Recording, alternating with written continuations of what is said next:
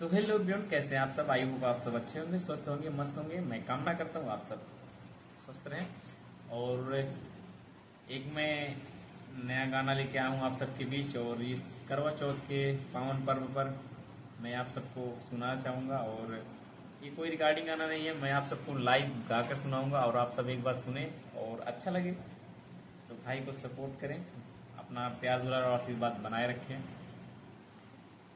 एक बार सुनिए।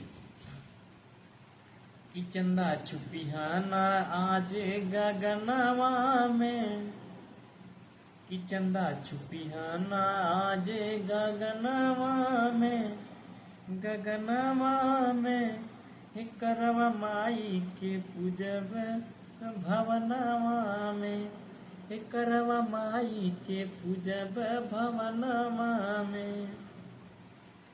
रे बेला चमेली के फुलवा ले आइब, बेला चमेली के फुलवा ले आइब, फुलवा ले आइब हो, फुलवा ले आइब। तुहरे आसन लगाइब हम अंगनवा में, अंगनवा में ये करवा माई के पूजब भवनवा में, ये करवा माई के ये पूजब भवनवा में। खीर या पूरी के ए भोगवा लगाइब, भोगवा लगाइब हो, ए भोगवा लगाइब।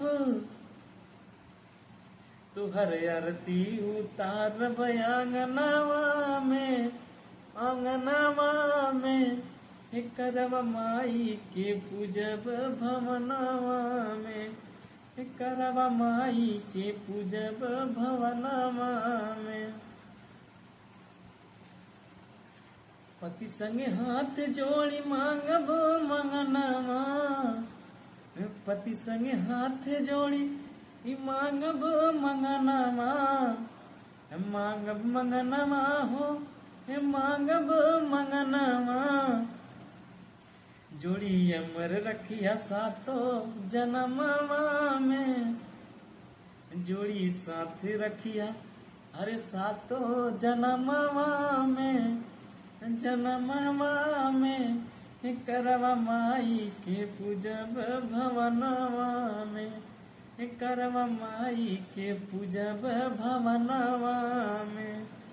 चंदा छुपिहाना आज गगनवा में, गगनवा